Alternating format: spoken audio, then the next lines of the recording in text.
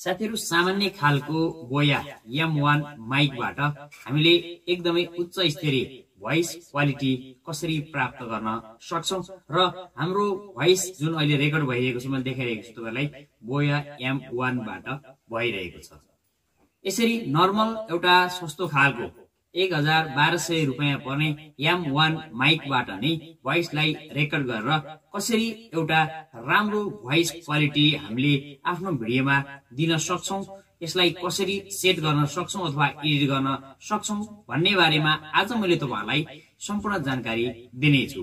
साथीहरु नमस्कार, म sdinfo च्यानलमा तपाईहरु सम्पूर्णलाई हार्दिक स्वागत गर्न चाहन्छु। साथीहरु अहिले तपाईहरुले जुन भोइस सुन्दै हुनुहुन्छ यो नर्मल भोइस हो। अब साथीहरु जुन तपाईले भोइस सुन्दै हुनुहुन्छ यो एडिट गरिएको भोइस हो। तपाईले यी दुईवटा भोइसमा के फरक पाउनु भयो त?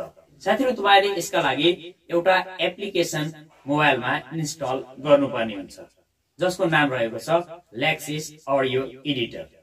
तपाईले यसबाट सम्पूर्ण यी सेटिङहरु गर्न सक्नुहुन्छ।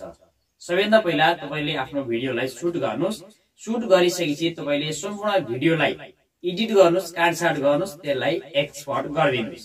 एक्सपोर्ट गरिसकेपछि अब तपाईले त्यसको अडियोलाई अलग गर्नुपर्ने हुन्छ, अर्थात भिडियोबाट अडियोलाई आउट गर्नुपर्ने हुन्छ, जसको लागि तपाईले अनलाइनबाट पनि गर्न सक्नुहुन्छ वा भिडियो टु MP3 कन्भर्टर कुनै पनि एउटा एप्लिकेसनलाई युज गर्न सक्नुहुन्छ र त्यो भोइसलाई तपाईले एडिट गर्नुपर्ने हुन्छ।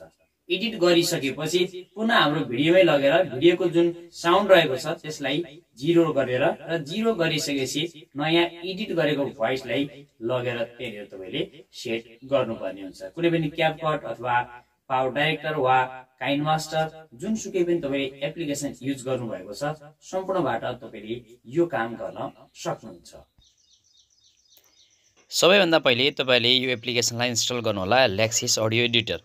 यसलाई खोल्दाबित्तिकै यस्तो खालको इन्टरफेस यहाँनिर देखिनेछ। तपाईले यहाँनिर पर्मिसन दिनुपर्ने हुन्छ र माथि यहाँनिर तपाईले एउटा ओपन भन्ने अप्सन देख्नुहुनेछ।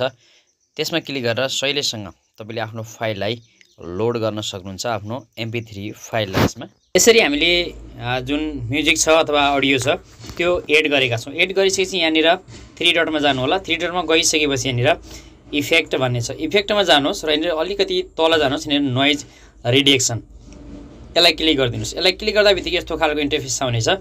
तपाईले यहाँबाट प्ले गरेर पनि हेर्न सक्नुहुन्छ। साथीहरु सामान्य खालको बोया M1 माइकबाट अब यसमा तपाईले आवश्यकता अनुसार यसलाई घटी वा बढी गरेर आफ्नो जुन भोइसको नोइज रहेको छ त्यसलाई सेट गर्न सक्नुहुन्छ, कम गर्न सक्नुहुन्छ। एप्लाईमा क्लिक गरिदिनु साथीहरु, यो एप्लाई हुनेछ। अब पुनः तपाईहरु 3 डटमा जानुस्, इफेक्टमा जानुस्। इफेक्टमा गएर हिँड्ने तपाईले नर्मलाइज भन्ने अप्सन रहेको छ, नर्मलाइजमा क्लिक गरिदिनुस्। यो सम्पूर्ण तपाईको अप एन्ड डाउन जुन भोइस रहेको छ त्यो अटोमेटिक सेट हुनेछ यहाँनिर। पुनः यहाँनिर इफेक्टमा जानुहोस्। इफेक्टमा गइसकेपछि तपाईले यहाँनिर विभिन्न कुराहरु गर्न सक्नुहुन्छ। यहाँनिर कम्प्रेसर भन्ने छ, कम्प्रेसरमा जानुहोस् र तपाईले यहाँनिरबाट कम्प्रेसरको अवस्थालाई यहाँनिर सेट गर्नु होला र आफ्नो आवाजलाई पनि सुन्नुहोस्। साथीहरु सामान्य खालको बोया M1 माइकबाट हामीले एकदमै उच्च स्तरीय अब एप्लाई गरिदिनुस् तपाईले सेट गरेर। अब 3 डटमा जानुहोस्, पुनः इफेक्टमा जानुहोस्। यहाँनिर गएर तपाईले यहाँनिर इक्वलाइजर एम्प्लिफायर यसमा जानुहोस्। तपाईले इक्वलाइजरमा हेर्नु होला कति सेट गर्न चाहनुहुन्छ, यसरी प्ले गरेर हेर्न सक्नुहुन्छ। सामान्य खालको बोया M1 बाट हामीले एकदमै उच्च स्तरीय आवाज क्लियर आउँदैन। तपाईले ठीक ठाउँमा राख्दिनु होला र यहाँनिर सम्पूर्ण कुरालाई ओके गर्नुस् र एप्लाईमा क्लिक गर्नुस्। अब पुनः 3 डटमा जानुहोस्, इफेक्टमै जानुहोस् र अलिकति तल जानुहोस्। इको भन्ने अप्सन रहेको छ यहाँनिर, इको इकोमा जानु होला। इकोमा गएर तपाईले यहाँनिरबाट थोरै इकोलाई पनि यहाँनिर दिनुस्, प्ले गरेर हेर्न सक्नुहुन्छ। तपाईले यसलाई आवश्यकता अनुसार सेट गर्न सक्नुहुन्छ। इकोको लेभललाई, डिलेलाई पनि आफ्नो तरिकाले सेट गर्नु होला। त्यसपछि एप्लाईमा क्लिक गर्नु होला।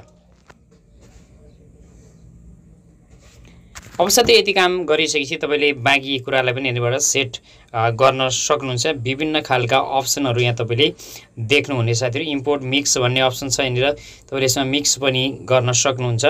त्यसै गरेर तपाईले अन्य इफेक्टहरुलाई पनि यहाँनिर सेट गर्न सक्नुहुन्छ। नोइजलाई पुनः रिडक्सन गर्न सक्नुहुन्छ, आफ्नो आवश्यकता अनुसार नोइजलाई रिडक्सन गर्नु होला।